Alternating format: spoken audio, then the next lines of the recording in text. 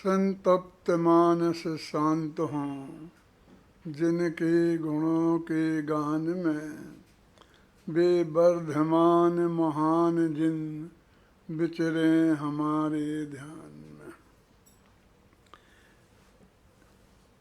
रहस्यपूर्ण चिट्ठी है ना, मोक्ष मार्ग प्रकाशक में जो छपी है 343 पृष्ठ पर।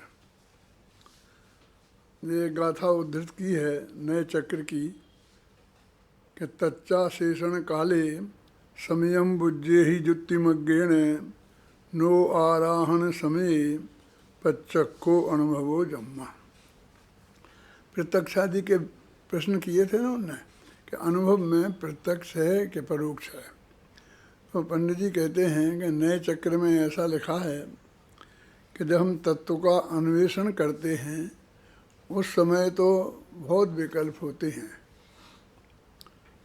और उसमें आगम युक्ति सब होता है, गुरु के वचन चिंतन मनन, और फिर जब हम अनुभव करते हैं तो वो साक्षात प्रत्यक्ष होता है, उसमें कोई विकल्प नहीं होता है। वास्तव में स्थिति ऐसी है, जब भी मोक्ष मार्ग का स्वरूप बताया जाता है तो उस मोक्ष मार्ग के स्वरूप में सम्यक दर्शन ज्ञान चारित्राणी मोक्ष मार्ग, यहीं से बात की जाती है कि सम्यक दर्शन, सम्यक ज्ञान और सम्यक चारित्र ये तीनों मुक्ति के मार्ग हैं। तो अगर हमारी समस्या तो सम्यक दर्शन प्राप्त करने की है, तुम कह रहे सम्यक दर्शन मुक्ति का मार्ग है, वो तो वहाँ से हुआ। जैसे कोई आदमी बहुत इंटीरियर में है, अब वो कहेगा मुझे बम्बई जाना है, तो उसे बताएं कि तुम प्लेन में बैठ जाओ, बस फिर आराम से आंखें बंद करके बैठे रहना और 1-1.5 घंटे बाद प्लेन जब उतरेगा तो बम्बई आ जाएगी, ये फिर बम्बई में उतर जाना। तो कितना सीधा सरल मार्ग है बोलो है? वो कहता है कि प्लेन में कैसे बैठ जाएं? हमारी समस्या तो हम इंटीरियर में हैं और वहाँ से प्लेन कहाँ है, उस प्लेन में हम कैसे बैठ जाएं, असली समस्या तो ये है। ऐसे मोक्ष मार्ग तो सम्यक दर्शन ज्ञान चारित्र है, आत्मा का अनुभव है, आत्मा ही का ज्ञान है, आत्मा ही को जानना, उसको ही जानते रहना, उसी का ध्यान है। लेकिन वो हो कैसे, हमारी समस्या तो ये है। अब उसको वो गिनते ही नहीं है, वो तो सब में जब तक सम्यक दर्शन नहीं हुआ तो तब तक सब मिथ्यात्व में है। और व्यवहार भी तो जब निश्चय होता है तब व्यवहार होता है, जब निश्चय होगा सम्यक दर्शन तो फिर बाद में व्यवहार होगा। तुम व्यवहार भी नहीं है, निश्चय भी नहीं है, कुछ भी नहीं है। लेकिन हमारी जो समस्या है उसका समाधान करो कि उस गांव से हम प्लेन में कैसे बैठें। इसे मैं ऐसा बोलता हूँ कि एक होता है मोक्ष मार्ग और दूसरा होता है मोक्ष मार्ग का मार्ग, है ना। हमें मोक्ष मार्ग में आना है, उसका रास्ता। अब वो जिस इंटीरियर में बैठा है उसे बताना पड़ेगा कि यहाँ से तुम 3 मील चल के जाओ तो वहाँ पर सड़क है, मेन सड़क है, उस सड़क पे बस आती है, तो बस आएगी तो वहाँ खड़े खड़े इंतज़ार करना, फिर उस बस में बैठना, फिर बस से जा कर के बस स्टैंड पर जयपुर में उतरना, फिर बस स्टैंड से रिक्शा लेना, फिर एयरपोर्ट जाना, फिर एयरपोर्ट में से रिक्शा से उतरना और फिर उस अंदर में बैठ के अंदर जाना, टिकट लेना, जो भी उसकी प्रक्रियाएँ पूरी हैं वो सारी प्रक्रियाएँ करना, फिर जा कर के वो जब वो बताएगा तब तुम उसमें प्लेन में उस जगह जाके बैठ जाना। कि यही सबसे कठिन है। उस साधारण बिना पढ़े लिखे आदमी को, है ना, सबसे बड़ी समस्या यही है कि उस प्लेन में वहाँ जाके कैसे बैठ जाना। फिर तो आंखें बंद करके बैठे रहना और वहाँ पहुँच जाएंगे 1.25 घंटे में। तो जब अनुभव के काल में अथवा हम कहें कर्ण लब्धि में स्टार्ट हो जाएगा ना, कर्ण लब्धि में, फिर तो बैठ जाना, तो आंखें बंद करके तो अंतर मुहूर्त में तुम सम्मा दर्शन में ही किए एयरपोर्ट पे ही उतरोगे। क्या हम कहते हम कहते हमें तो वो करण लब्धि तक पहुंचने का मार्ग समझना है। क्यों कि विकल्पात्मक तो वो ही है, वहाँ बाकी तो निर्विकल्प है। वहाँ तो वो कहते हैं सोचो नहीं, बोलो नहीं और चेष्टा भी मत करो, और बिल्कुल के तो अंदर में तो बस अंदर में ही रम जाए कि रमझाओ फमझाओ नहीं, तुम तो बिल्कुल कुछ नहीं, बिल्कुल सहज हो जाओ, वो प्रक्रिया तो अपने आप होगी। तुम सीनियर सिटीजन हो ना, तो वहाँ कह देना कि मैं सीनियर सिटीजन हूँ, तो फिर वो ला करके तुम्हें बैठा लेके एक कुर्सी पे बैठा देंगे वहीं एयरपोर्ट पे।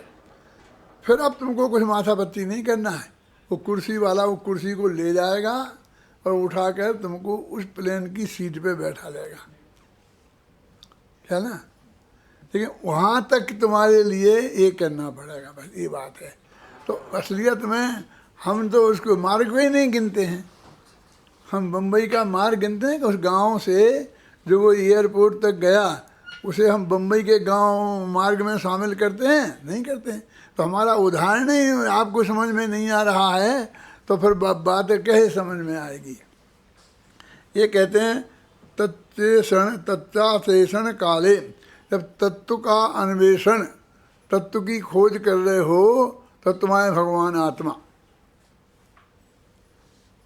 तत्व तो 7 होते हैं, 7 भी होते हैं, 9 भी होते हैं, बहुत भी होते हैं, और कोई लोग 24 भी मानते हैं। लेकिन यहाँ तो तुम कह रहे हैं कि तुम्हारा आत्मा ही असली तत्व है। बस तुम उसको जानो और इतना जानो कि यही मैं हूँ, और बस जानते रहो, हो गया काम। तो वो कहता है कि इतना कैसे जाने, तो फिर आता है आगम, गुरु माने देशना लब्धि आती है। फिर गुरु समझाएंगे तो गुरु से समझो, शास्त्रों को पढ़ो, शास्त्रों में ये बात आएगी, तो फिर ये सब बातें आती हैं। और फिर गुरु जी के पास समझाने पहुँचे तो कहे मैं तो एक कालाक्षर भैंस बराबर है। तो इतनी बुद्धि तो होना चाहिए कि वो गुरु जी समझाएँ तो उसकी समझ में आए, इसको हम क्षयोग समलब्धि कहते हैं। और कहते हैं तुमको समझने की इतनी लगन होना चाहिए, उसको एक शब्द में हम कहें कि दुनिया में सर्वाधिक महत्वपूर्ण वस्तु तुम्हें वो लगना चाहिए, जिसको मैंने इन शब्दों में कहा छोड़ हजारों काम। गुरुजी समझाएं, वो कहेंगे मैं रात के 2 बजे समझाऊंगा, तो कि हाँ कि साहब 2 बजे कैसी बात करते हो आप, 2 बजे कौन आएगा, कि गया तू काम से। ख्याल है ना, क्या कहाँ समझाओगे कि मैं अपने स्मारक में अपने घर में समझाऊंगा। कैसा हम वहाँ तो नहीं आ सकते, आप हमारे गांव में नहीं आ सकते। तो वो कहते हैं कि कोई भी शर्त नहीं है हमारी, कौन समझने वाले की, सामने वाले की, गुरुजी की, शास्त्र की जो भी शर्तें हों वो बिना शर्त मानने को तैयार हो, छोड़ हजारों काम। ख्याल में है ना।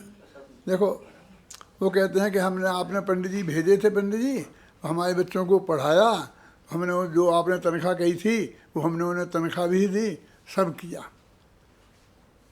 1 घंटे हमारे 2 लड़कों को पढ़ाया, हमने 10,000 रुपये महीना दिया है, और 6 महीना हो गए तो 12,000 रुपया हम दे चुके हैं। लेकिन उस लड़के को अभी नवोकार मंत्र भी नहीं आता। इस भाव हमें नहीं पोसाता। 12,000 में नवोकार मंत्र सीखे। अरे भैया 6 महीना में तो बनारसी दास कहते तुम्हें सम्मा दर्शन हो जाता, और अंतर मुहूर्त में केवल ज्ञान हो जाता। लेकिन तुम्हारे बच्चा ही 2 वर्ष का है, उसके क्षयोपम में ही इतनी सामर्थ्य नहीं है, तो वो पंडित जी क्या कर लेंगे। ख्याल में आए ना। और यदि अब तेरे बस की नहीं है, तेरा बच्चा तो बिना नमोकार मंत्र सीखे ही रहेगा, क्योंकि तू ऐसा भाव लगाता है, इस भाव तू समझता है कि इतना सीखा तो इसमें इतना खर्चा हो गया, तो इसलिए उसमें उस भाव में हमें तो लाखों रुपए में पड़ेगा।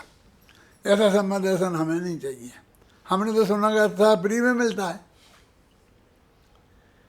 तो इसका विशुद्धि लब्धि, इसका नाम है कि अकेली क्रोध ही कसाय नहीं है, लोभ भी कसाय है। और लोभ भी एक ही प्रकार का नहीं होता अकेले पैसे का, यश का, प्रतिष्ठा का, नाम का, मर्यादा, 50-50 काम होते हैं। पूज्य गुरुदेव श्री फरमाते थे कि तत्व की बात जूतों में बैठकर सुनने को मिले तो सुनना। कि नहीं साहब, ऐसी जगह कोई बैठने लायक जगह थी, हम कैसे थे, कहाँ बैठते, कोई आकर पूछने ही वाला नहीं है कि आइए साहब, ऐसा कहने वाला नहीं है।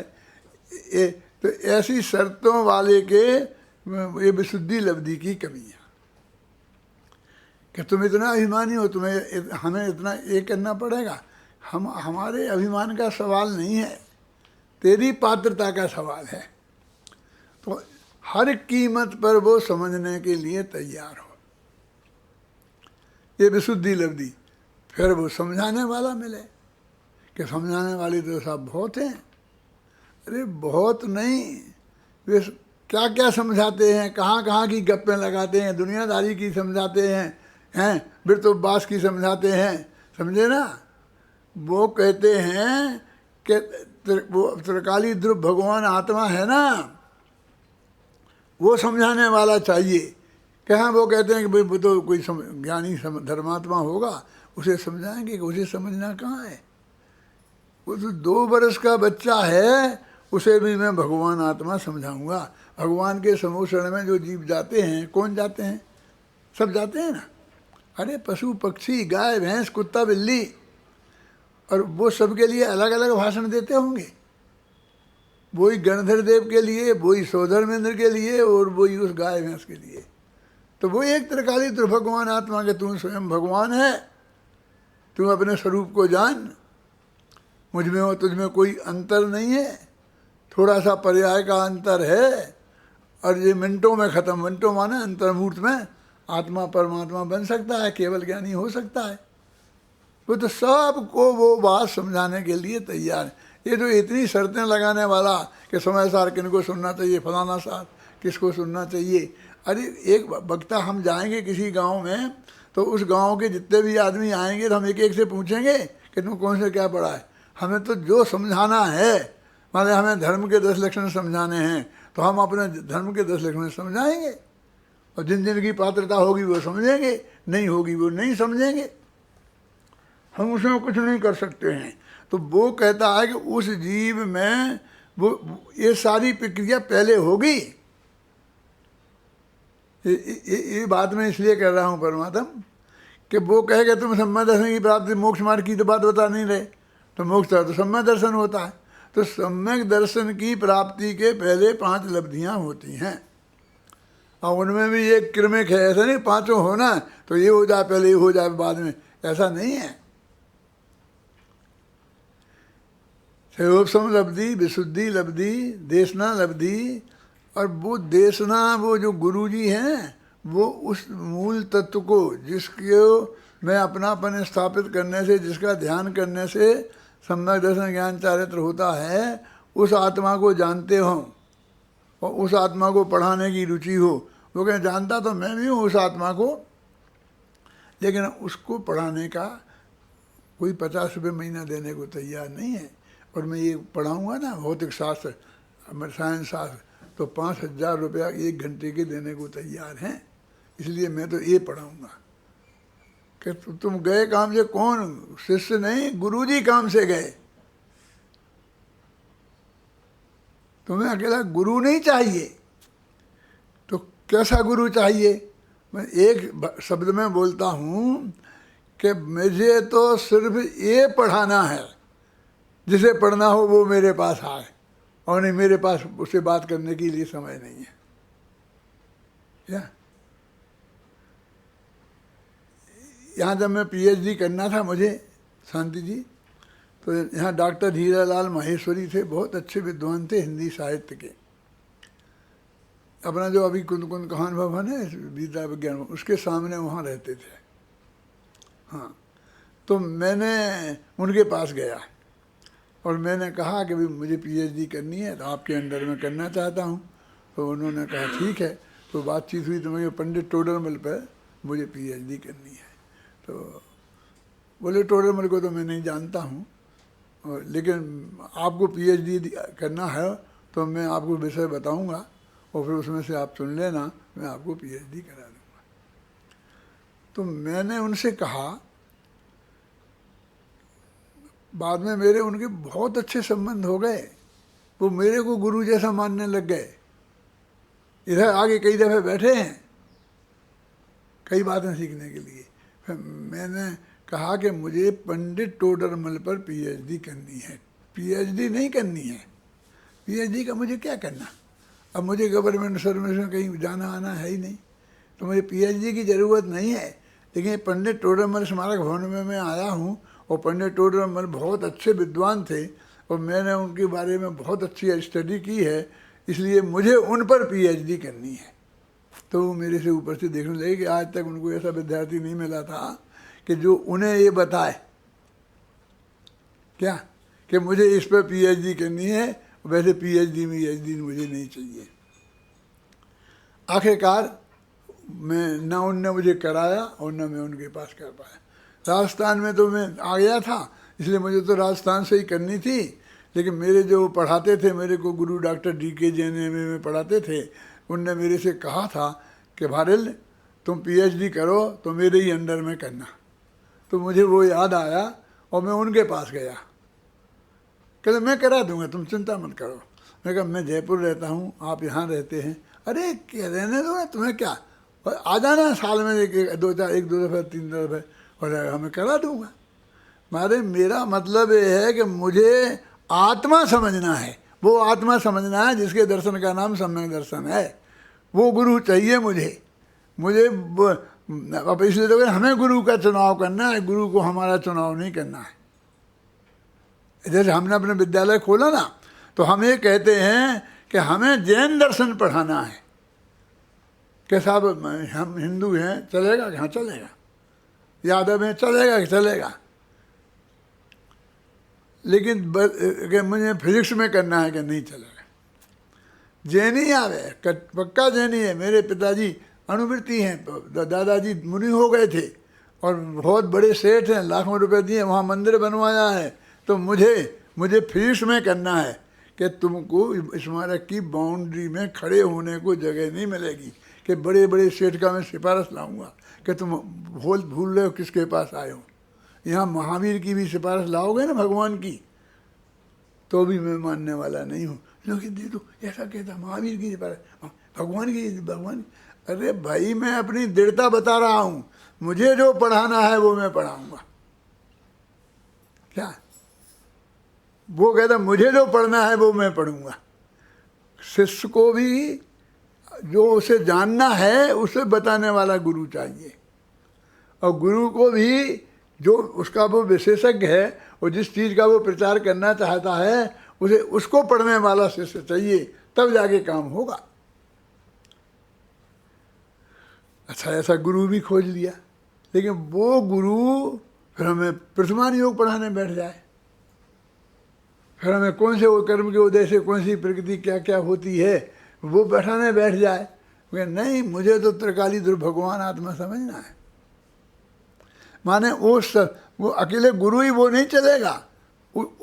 मैंने इसमें लिखा है अपने साथ किताब में कि सत उपदेश क्या है। त्रिकाली ध्रुव भगवान आत्मा जो सत है ना, उत्पाद में ध्रुवयुक्तम सत, उसका जो उपदेश देवे वो सदुपदेश है। सदगुरु कौन है? जो उस त्रिकाली ध्रुव सत को समझाए वो सदगुरु है। क्या मुझे ऐसा सदगुरु चाहिए। तो वैसा गुरु मिले और वो पूरी ताकत से समझाए और मैं कमर कस के पूरी ताकत से समझूं, कोई शर्त नहीं, कब कितने बजे कहाँ जब जहाँ जितने बजे, ये कोई शर्त नहीं है। और मैं ऐसी समझने की तीव्र इच्छा हुए, उसका नाम है विशुद्धि लब्धि। और ऐसा गुरु मिले और उससे वो देश ना मिले, उसका नाम है देश ना लब्धि। कि साहब देशनाथ जी के गुरु तो इतने लाइन से लगा कर बैठे हैं, लेकिन मुझे जो समझना है उसके बारे में तो वे जीरो ही नहीं जानते हैं। क्या कि नहीं, जो गुरु की परिभाषा है ना शास्त्र में, पंच महाभृत, 5 समिति, 3 गुप्ती, बराबर 4 हाथ जमीन देख के चलते हैं। कि नहीं, 4 हाथ जमीन देख के चलने वाला गुरु नहीं चाहिए मुझे।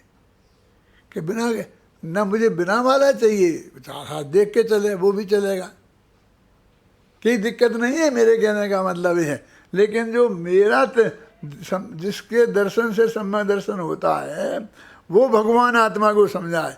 यह है तत्वान्वेषण का काल, इसमें लिखा तत्वान्वेषण के काल में।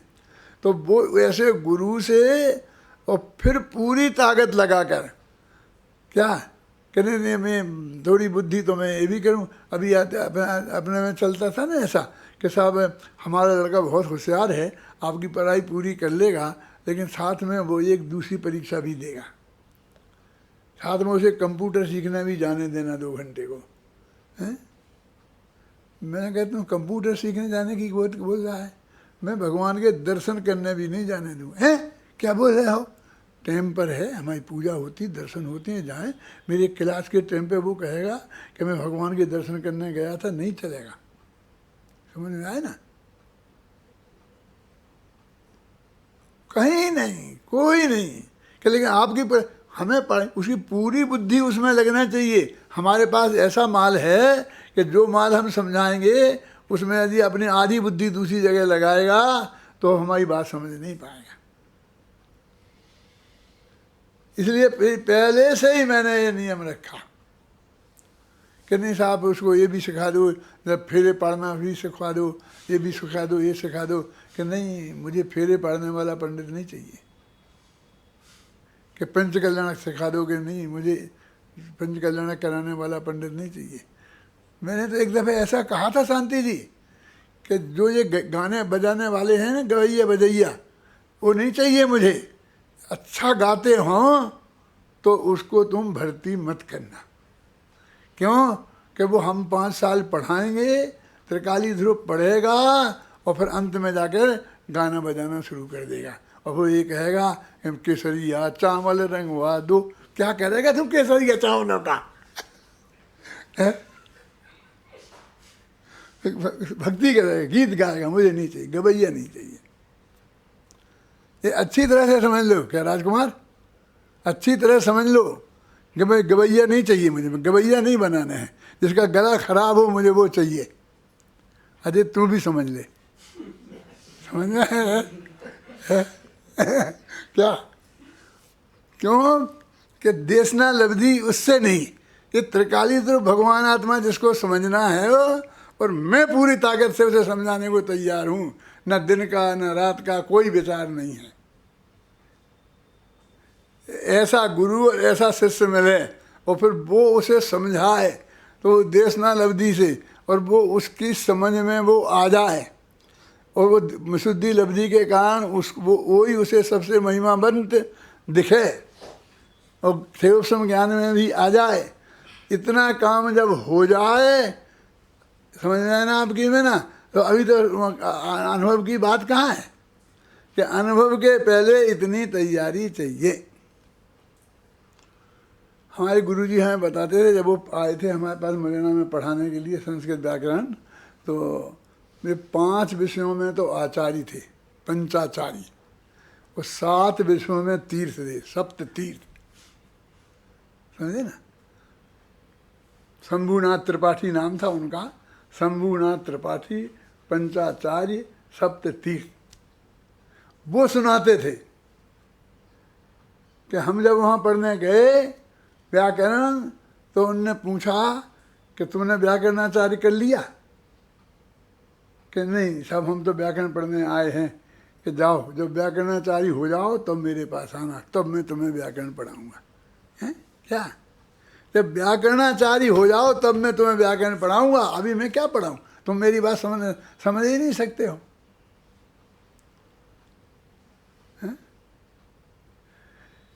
यानी जो आरंभिक ज्ञान है, समझ में ना, जो जैन शास्त्रों के अध्ययन करके किया जा सकता है, उतना तुम्हें पहले करके आना पड़ेगा। यहाँ वो उदाहरण काम नहीं चलेगा कि वो एकलव्य हो गया था और उसने मूर्ति बना के लिया था, वो एकलव्य होंगे। तुम एकलव्य हो तो जाओ जाओ किसी की पत्थर की मूर्ति बनाना हुकुमचंद की और फिर उससे पढ़ लेना। ख्याल में कि नहीं साहब वो उतना इसने ज्ञान, मुझे कोई ज्ञान नहीं चाहिए। कहते वो कहता है कि अभी तुम्हें नवोकार मंत्र आता है, फलाना आता है, नहीं मुझे नहीं पूछना है, तुम मुझे मार्कशीट बता कितने परसेंटेज है। कि साहब उस मार्कशीट से क्या मतलब है, तेरी बुद्धि नापना है, जो पढ़ाना है वो तो मैं पढ़ाऊँगा, तुम क्या क्या पढ़ के आया है वो मुझे नहीं जानना है, क्योंकि वो तो तेरी डिसक्वालिटी है, क्योंकि उल्टा सीधा पढ़ के आया होगा, क्योंकि कहीं ये पढ़ाई होती ही नहीं है, तो मुझे वो तेरे से दिमाग में से निकालने की मेहनत अलग करनी पड़ेगी। क्या निकालने की मेहनत अलग करनी पड़ेगी। तो वो बिल्कुल शुद्ध समझने लायक बुद्धि और समझने की इतनी तीव्र वाला, उसे और कोई कुछ नहीं बनना है, विशेषज्ञ नहीं बनना है। क्या किसी का विशेषज्ञ नहीं बनना है। फिर उसको वो समझाए और उसकी समझ में आ जाए और उसको उसकी अत्यंत तीव्र रुचि हो, उसे आत्मा के अनुभव करने की रुचि हो, तो ऐसा जीव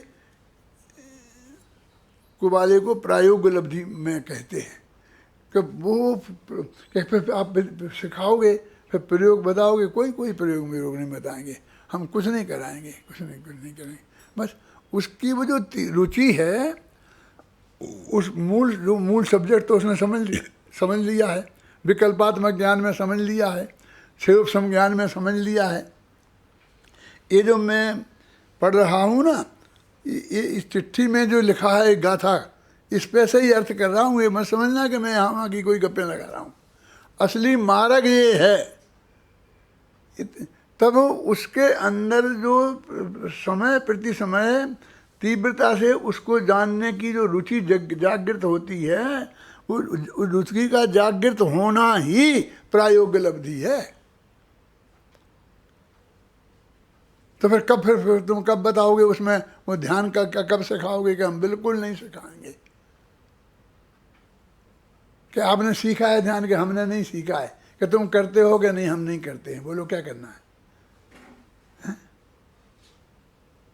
ये सिखाने की सीखने की चीज नहीं है। ये तेरे को अंदर तीव्रतम रुचि जग जाए और वो विकल्पात्मक ज्ञान में तुझे उस आत्मा का स्वरूप अत्यंत स्पष्ट हो जाए, तो बस तेरा काम होगा। और उससे तू सविकल्प से निर्विकल्प में कब चला जाएगा तेरे को ही पता नहीं पड़ेगा। क्या कहन लब्धि में तू कब शुरू हो जाएगा ये तेरे को पता नहीं पड़ेगा। कि नहीं हमने तो पढ़ी थी वो अधाकरण, अपूर्वकरण, अनुवृत्तिकरण, जो 2 जीव 10 जीव साथ में बैठे, फिर उसका पीछे वाले ने साथ पा लिया, ये पीछे वाले ने तो आधा करण हो गया, फिर आगे वाले ने साथ पाया ही नहीं हैं, तो अपूर्वकरण अपूर्व परिणाम हुए और सबके एक से ही परिणाम हुए। क्या 10 आदमी साथ से ही पढ़ेंगे? कौन शांति जी तुम आप मेरे साथ चलोगे? नहीं हमें मुझे नहीं मुझे कोई नहीं चाहिए। तुम अकेले आएगा ना, अकेला आप तो रहोगे कि हाँ मैं रहूँगा, लेकिन मैं असली तेरे काम के समय मैं भी नहीं रहूँगा। मैं बैठा रहूँ तो भी तेरे ज्ञान में नहीं चाहिए। मैं क्या इतना प्योर खाली ज्ञान चाहिए और तुम उसमें अपने आप चला जाएगा, हो जाएगा। ये प्रयोग वियोग की बिल्कुल ज़रूरत नहीं, ये सीखने की, प्रयोग के अभ्यास की ज़रूरत नहीं है। 5 इंद्रियों के विषय के साथ तुमने किस किस का क्या अभ्यास किया? बोलो। स्पर्शन इंद्रिय के विषय का किसने क्या अभ्यास किया था पहले? हैं? रसना इंद्रिय के विषय का किसने क्या अभ्यास किया था? पैदा होते ही बच्चे मुँह बाबा फाड़ के फिरता है और जो भी मिलता है उसे खाने को फिरता है। जो भी चीज़ मिलती है उसको एक किताब दो खाता है। ये रोटी नहीं है, खाता क्या नहीं खाता?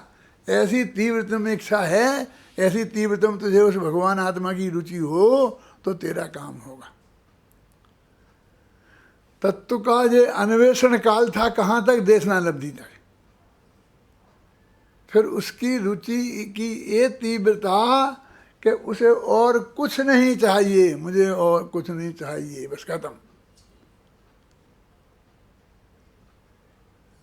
मैं तो कहता हूँ कि देवशास्त्र गुरु का स्वरूप समझे तो गुरु का तो पहले तो ये सीख के आ कि भगवान कुछ देते नहीं हैं, लेते नहीं हैं, किसी का कुछ करते नहीं हैं, गुरु जी भी कुछ नहीं कर सकते, तेरा ज्ञान तेरे से ही होगा, पहले ये सीख के आ।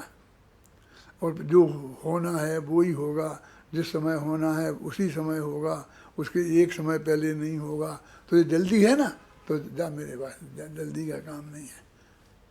तेरी काल लब्धि होगी जिस जिस चीज़ की जब की, वो उसी वक्त वही काम होगा। मेरा तो भरत चक्रवर्ती ये बोलता है, शांति क्या बोलता है कि मैं क्या करूं, बाहुबली की काल लब्धि दीक्षा लेने की थी, हैं? उन्हें 1 वर्ष में केवल ज्ञान होना था, उनकी उसकी काल लब्धि थी। और मेरी काल लब्धि अभी शादियां करने की है, मेरी काल लब्धि अभी चक्रवर्ती बनने की है। अब मैं क्या करूं इसके लिए, इसमें तो चेंज तो कुछ हो नहीं सकता है। और भगवान ये बात आपने बताई है और मैंने पक्की रूप से मानी है, इसलिए आकुलता करने से कुछ काम नहीं है। जल्दी जल्दी मुझे कोई ऐसी आकुलता नहीं है, जल्दी नहीं है, होगा समय पे। तुम भी मोक्ष जाओगे, मैं भी मोक्ष जाऊंगा, और एक समय पहले कोई नहीं जाएगा। कौन सा एक समय पहले, जिसका जो समय नक्की है उस समय पे के पहले कोई नहीं जाएगा। देखो भरत चक्रवर्ती का 83 लाख पूरा बाद में नक्की था क्या, केवल ज्ञान होने का, और बाहुबली का इतने काल पहले नक्की था, लेकिन मोक्ष में जाने का दोनों का एक लगभग एक समय था। तो मुनि हो के केवल ज्ञानी हो के इतने काल तक रहे इसी देह में, और ये चौथे गुणस्थान में इतने काल तक रहे, और ये उसमें गए, और ये इन्हें 1 साल लग गया, वो अंतर्मुहूर्त में ही हो गया, और उनके पिताजी को 1000 वर्ष लग गए थे। इसमें क्या योग्यता और क्षमता है? कहने नहीं, वो तीर्थंकर तो बड़ा होता है और बाप तो बड़ा होता ही होता है, तो बाप को तो सुविधा मिलनी ही चाहिए थी, क्यों? ये तो एक एक जीव का सब कुछ सुनिश्चित है, पहले नक्की है, इन्हें इसके बिना वो निराकुल परिणाम आ ही नहीं सकता है। कितना, जितना निराकुल परिणाम आत्मा के अनुभव के लिए चाहिए।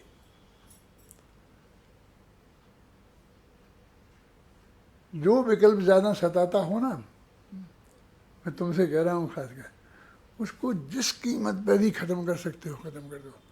उसका कोई भाव ताव नहीं कि इस कीमत पर ये ख़त्म होगा, उस कीमत पर ख़त्म कर दो उसे। हालांकि कीमत से कुछ होते नहीं, विकल्प ख़त्म, विकल्प तो सारी जो है अपने आप होती। मैं तो एक कहता हूँ, तेरी उतनी तैयारी होनी चाहिए, ये इसकी बात है। तेरी इतनी तैयारी होनी चाहिए अंदर से कि मुझे कुछ हो ही नहीं सकता। मैं जय दफे स्तुति करने बैठा, भरत यही कहता है, भगवान आपने ऐसा बताया कि एक पल का अंतर नहीं पड़ सकता है, अब मैं आपसे क्या मांग करूं? आपने ये बताया, अब इसमें ये कुछ हो ही नहीं सकता है। हो सकता हो बताओ आप, तो फिर मैं कुछ आपको लिस्ट दूं कि क्या क्या करना है मेरे लिए, क्या क्या चाहिए हैं। जब मेरा पक्का भरोसा हो गया तो मैं ये कहता हूँ भिखारीपन रह कैसे सकता है? मैंने अपने मक्खनलाल जी से कहा था, गुरुजी आपने हमको सर्वज्ञता पढ़ाई, सर्वज्ञ सिद्धि सिखाई, आज तुम सर्वज्ञ को नहीं मानते। उसके ज्ञान में जो झलका है वो होगा, वो 3 काल का झलका है, वो प्रत्येक का झलका है। ये सब ना बात पक्की और नक्की है कि नहीं है?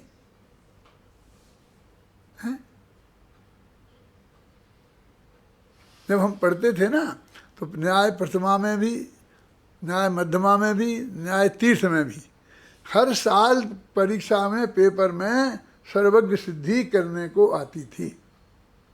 और पहली साल संस्कृत में 2 पेज में लिखनी थी, फिर दूसरी साल मध्यमा में 6 पेज में लिखनी थी, और फिर न्याय तीर्थ में 12 पेज में लिखनी थी। वही सर्वज्ञ सिद्धि। तो सर्वज्ञ सिद्धि, सर्वज्ञ सिद्धि, सर्वज्ञ सिद्धि, सर्वज्ञ सिद्धि सिद्धि तुम पढ़ाते रहे, और तुम सारे जीवन में, हम तो ऐसी मजाक उड़ाते थे कि ये तो ये धूमा तत अग्नि, इनमें इनकी जिंदगी इसमें ही निकल गई। ये कोई अनची याद गोना, इनकी जिंदगी इसमें ही निकल गई, ये बेचारे बैठे रहे, है क्या नहीं? हम तुम भी ऐसा ही है ना। आपने शादी पढ़ा रहे तो वही गाथाएं कि काम भोग बंद कहा, काम भोग बंद कहा, तो 30-40 वर्ष निकल गए और बाकी भी निकल जाएगी। एक ही चीज़ के तो विशेषज्ञ होते हैं ना, तो उसमें निकल जाती है। सवाल ये है कि आत्मा में ऐसा क्यों नहीं हो सकता? कुछ नहीं, तेरा काम हो जाएगा। तो प्रायोग लब्धि बिल्कुल हो जाएगी, कर्ण लब्धि हो जाएगी। मैं यही विषय वहाँ समझा रहा था देवलाली में, तो मैंने कहा अब कल मैं प्रायोग लब्धि समझाऊंगा। अब मेरे पास तो प्रायोग लब्धि के लिए बहुत कम समय वो था मैटर। जब ये समझाना है बस वो ऑटोमेटिक हो जाएगी, तो जो उसमें कुछ नहीं करना, कुछ नहीं समझना है। तो एक ही 2 दिन रह गए थे। एक बहन मेरे पास आई, नाम जानता हूँ मैं, बताऊँगा नहीं। पंडित जी हाथ जोड़ के एक निवेदन है कि मैं आज जाना है और कल आप आत्मा के अनुभव की प्रयोग विधि बताएंगे, थोड़ी मुझे आप घर पे ही बता दो 5 मिनट में। क्या समझे? बहुत नज़दीकी थी, बहुत अच्छे संबंध थी, फिर बहुत मेरे अच्छे मित्र की पत्नी थी। मैंने कहा बहन तेरी समझ में यही नहीं आया कि प्रायोग्य लब्धि, मैं प्रयोग विधि कोई नहीं समझाने वाला हूँ, कुछ नहीं बताने वाला हूँ। ये तो प्रायोग्य लब्धि, और तुझको इतनी महिमा आ रही है कि वो समझने ना ही है हर कीमत पर, तो तू छोड़ दे, एक दिन बाद जाना, कल तो सभी चले जाएंगे। एक व्याख्यान बाकी है। अरे निशा वो बहुत ज़रूरी काम है, टिकट आ गया है, ये हो गया है, वो गई तू काम से। सवाल तेरा टिकट आ गया कि नहीं, तू पैसा खर्च नहीं कर सकती, तेरे बहुत ज़रूरी काम है, नहीं, तेरे को कितनी महिमा है। क्यों संजीव जी, कितनी महिमा है? मुझे तो बस ये बात है, मुझे तुझे को रोकना नहीं है। वो तो टेप भी होगा, तो टेप तू सुन लेना। और मेरे पास इतना कोई ऐसा माल नहीं है कि मैं तुझे कल सम्मत दर्शन करा दूंगा, लेकिन मैं तो ये जानना चाहता हूँ कि तू किस कीमत पर तुझे आत्मा का अनुभव करना है। क्या अभी मैं नाम लेना मैंने बंद कर दिया है, 1-2 दफ़े ले दिया था नाम तो बहुत मुश्किल हो गई थी उसको जाके लोगों ने बहुत परेशान किया। उसने तो ज़्यादा मुझसे कुछ नहीं कहा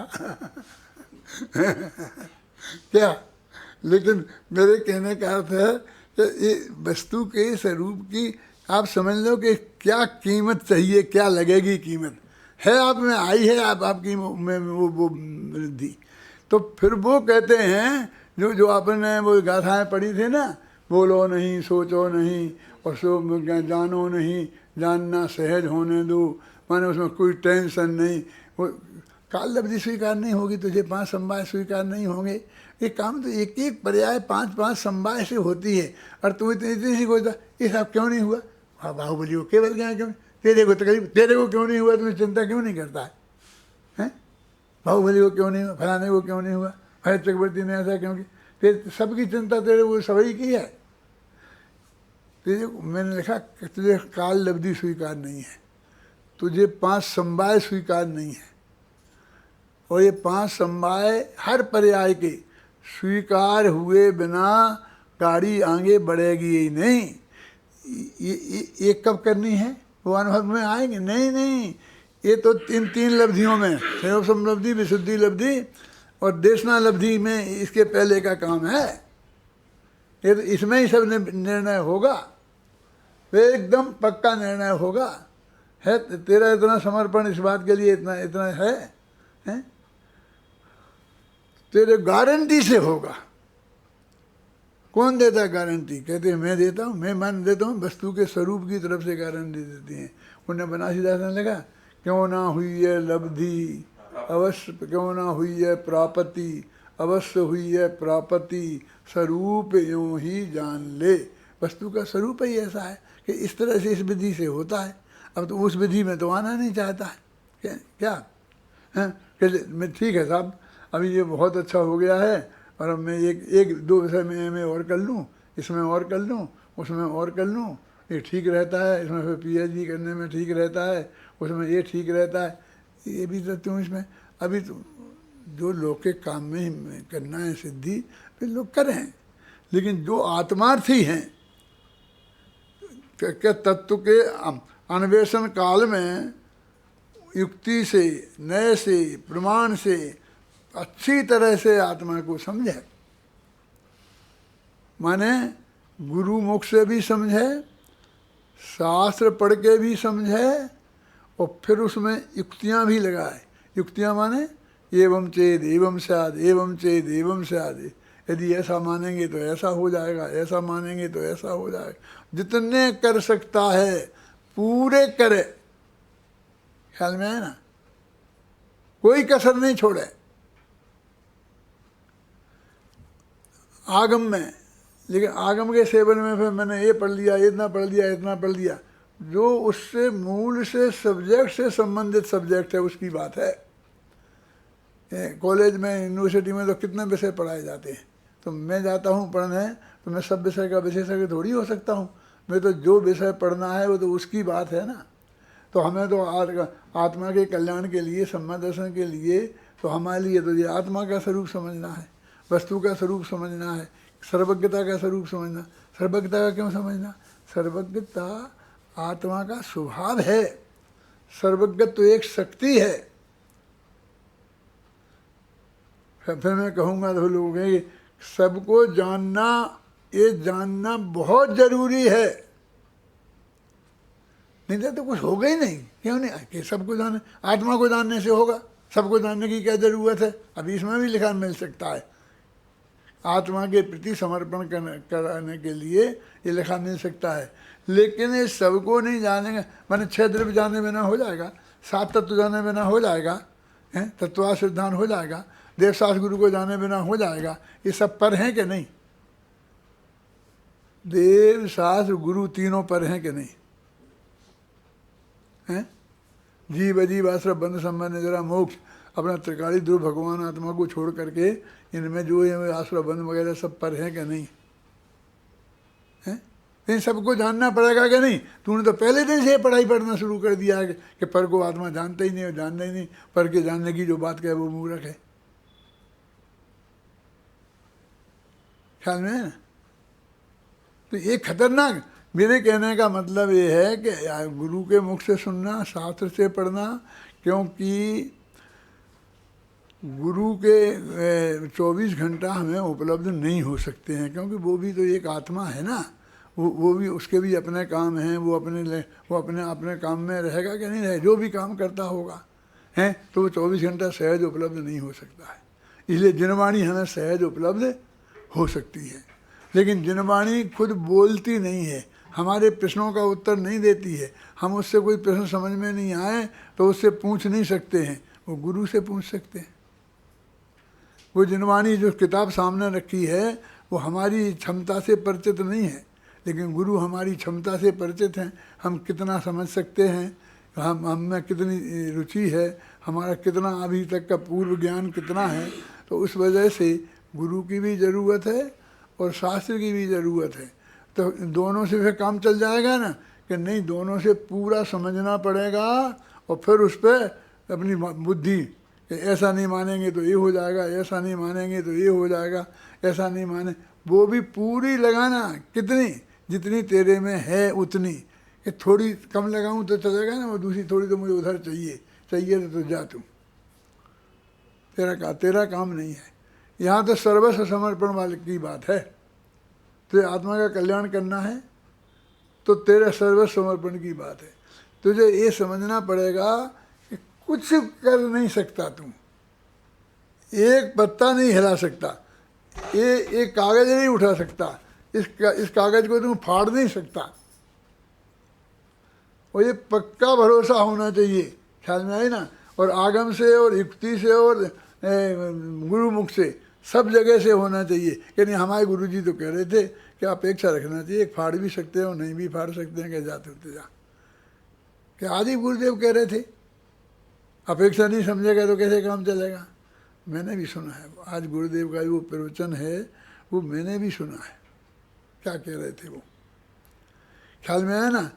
ये तू फाड़ नहीं सकता, ये 100% सत्य है। क्या इसको इस काल में फटना था और तू निमित्त होना था। ये फट गया तो ऐसा हुआ, तेरे फाड़ने से फटा नहीं, तेरी इच्छा का इसमें कोई खास योगदान नहीं है। हर द्रव्य तो परिणमित तो हो ही रहा है ना 24 घंटा निरंतर।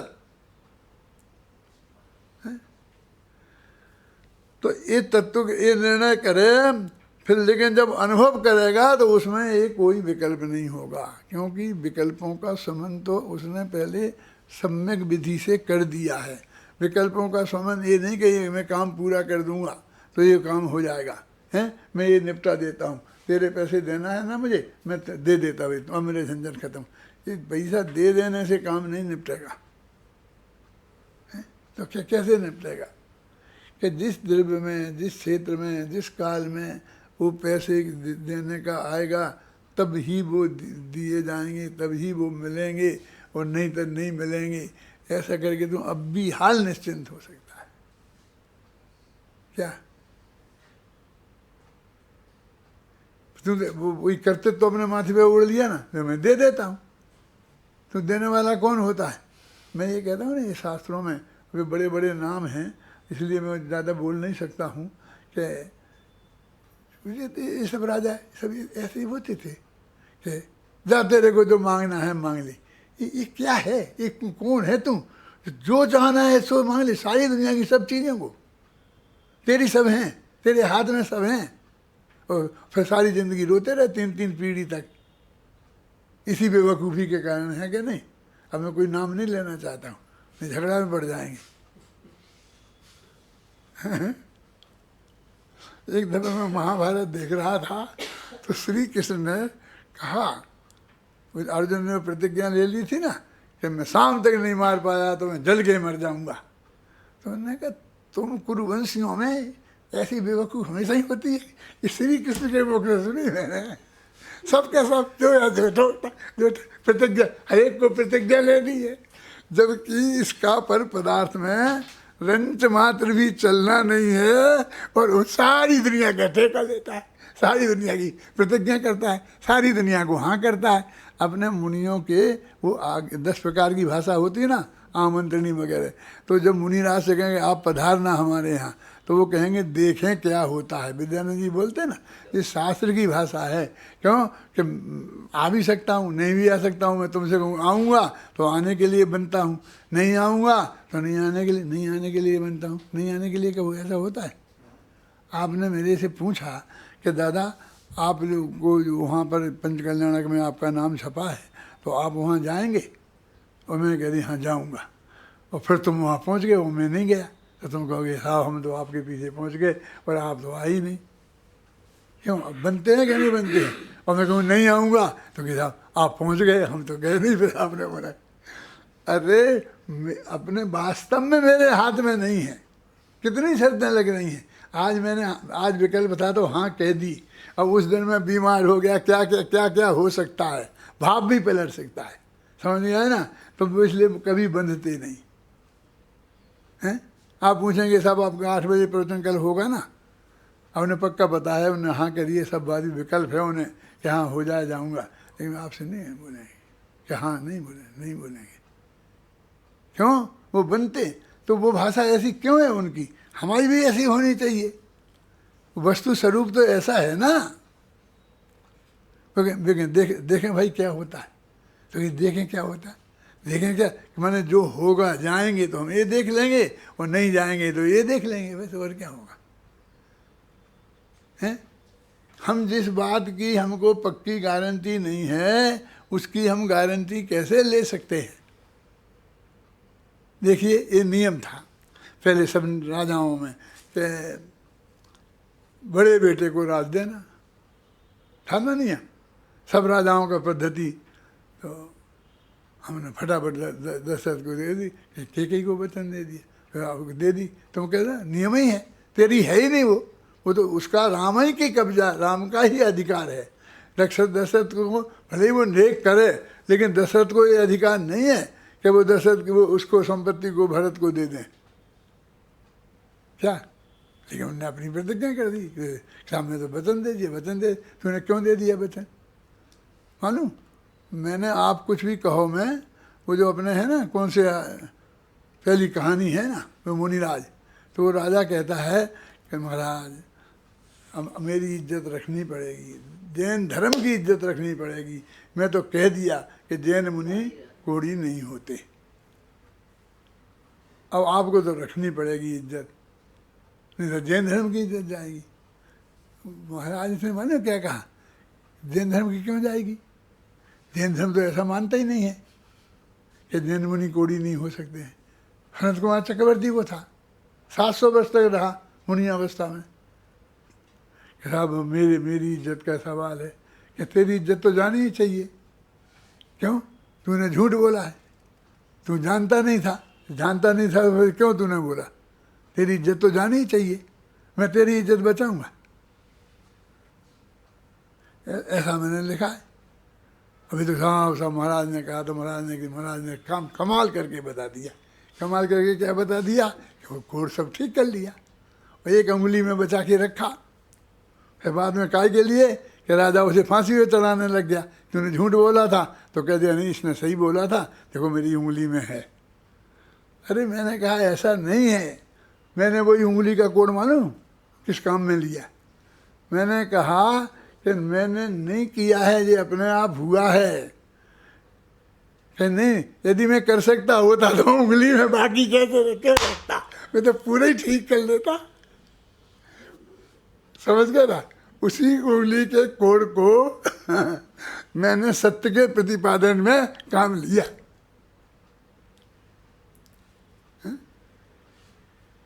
ये सच कहता हूँ, ये ऐसा नहीं, मैंने अपने जीवन में किया है।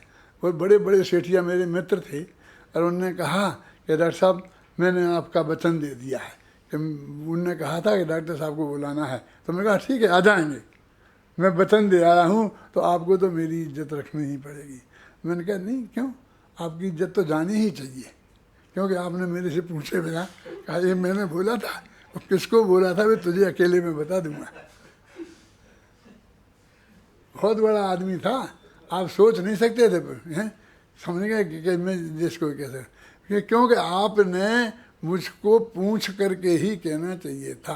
सवाल ये नहीं है कि मैं आपकी बात मानूंगा कि नहीं मानूंगा, सवाल ये है कि मैंने दूसरे को वचन दे रखा हो पहले। वो तो कई बातें हो सकती हैं ना मेरे नहीं जाने के कारण, तो तुमने ऐसे एकदम सर्वे सर्वा कैसे बन गए? बोले आपने भरी सभा में ऐसा कह दिया कि नहीं मैं नहीं जाऊंगा, तो मेरी इज्जत चली गई। मैंने कि मेरी नहीं गई, तुमने कह दिया कि हाँ मैंने कह दिया था तो वहाँ जाएंगे भी।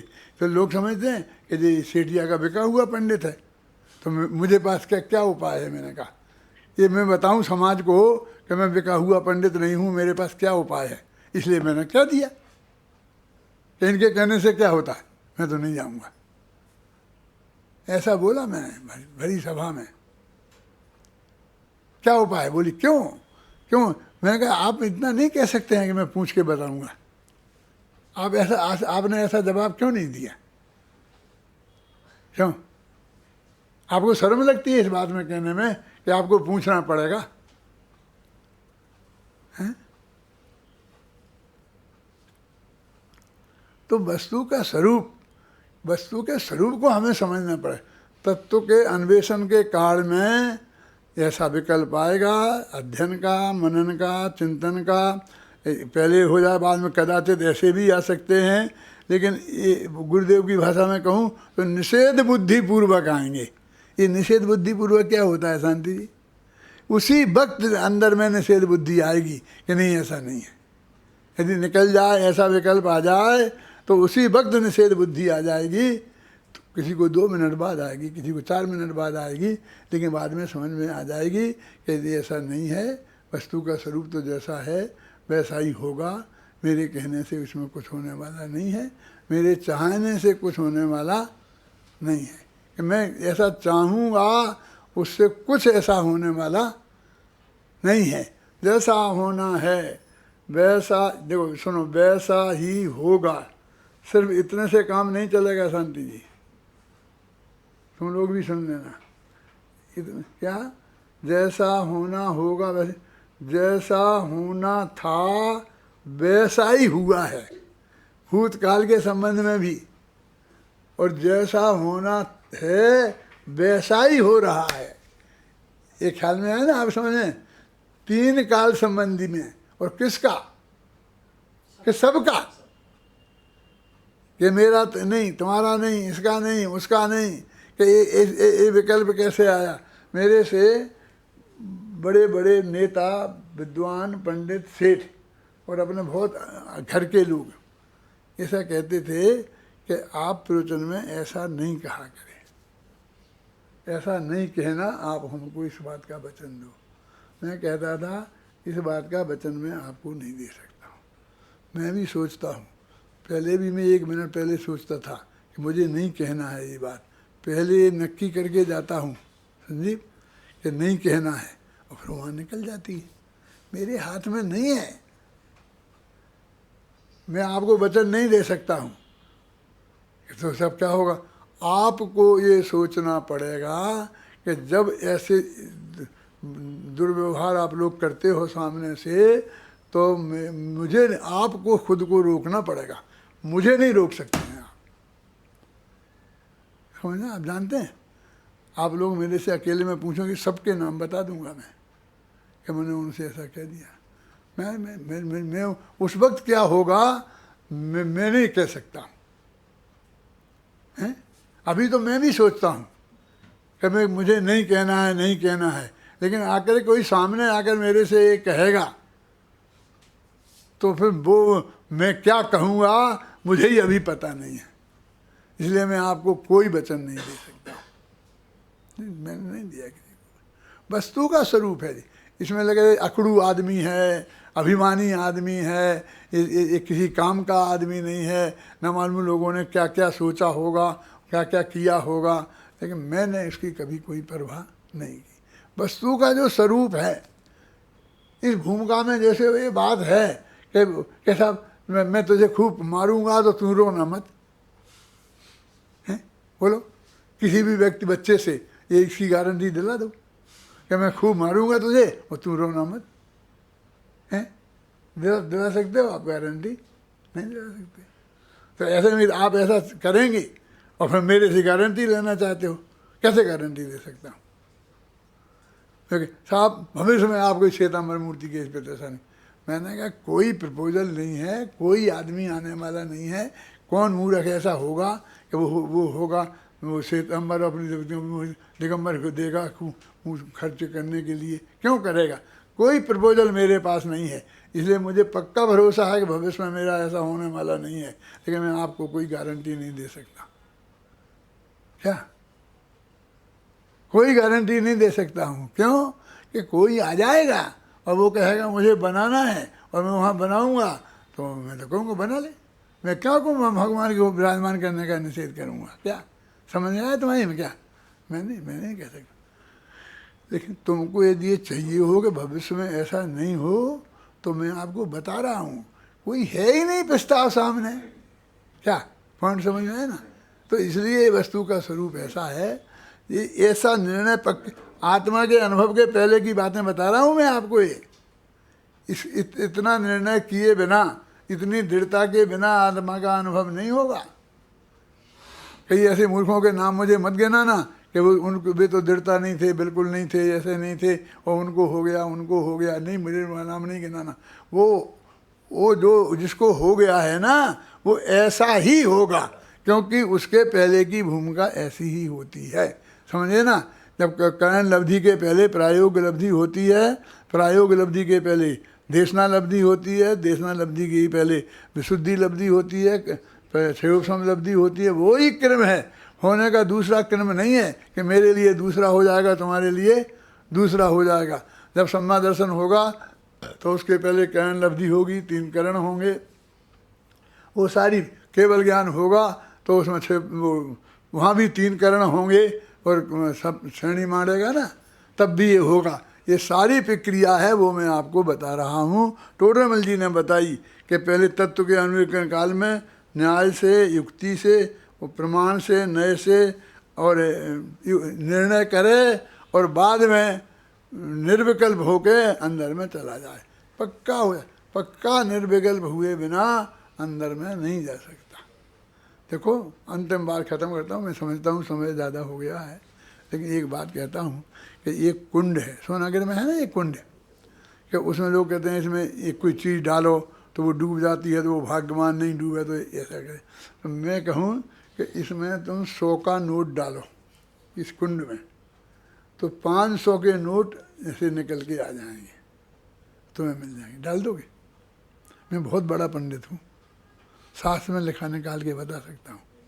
नहीं ना, क्योंकि तुम जानते हो कि भी 100 का नोट डाला जाएगा और 500 के नोट यहाँ से आने वाले नहीं है। पक्का भरोसा है तुम्हें? हैं? कोई लोभिया होगा तो वो डाल देगा और फिर रोएगा बाद में मेरे नाम पे, ऐसा है ना? तो ये वस्तु का स्वरूप तुम ऐसा कर, वो हो ही नहीं सकता जो तुम कह रहे ऐसा कर रहे। मैं वस्तु के स्वरूप की तरफ से गारंटी लेता हूँ कि वस्तु का स्वरूप ही ऐसा है कि ऐसा जो पहले इस प्रक्रिया से वस्तु का स्वरूप का पक्का निर्णय होगा। और वस्तु के तत्व का निर्णय माने सब कुछ नक्की है, भूतकाल नक्की है, भविष्य नक्की है, केवल ज्ञान में जाना जाता है। भगवान भीतराग हैं, रंच मात्र कुछ नहीं देते हैं। ये सब मेरे मुँह में खराब शब्द आ गए हैं, मैं बोलना नहीं चाहता कि ये सब झूठ बोलते हैं कि ऐसा हो जाएगा, ऐसा हो जाएगा, वो देवता आ जाएंगे, वो आ जाएंगे। कुछ नहीं होता। और जितने जो अक्षय मत्स्य बताते हैं कहीं कुछ नहीं हुआ है, ना भविष्य में होने वाला है। ये पक्की बात है, इसकी श्रद्धा बिना तेरे को तो सम्यक दर्शन नहीं होगा। इसमें तो रंच मात्र भी संकन नहीं है।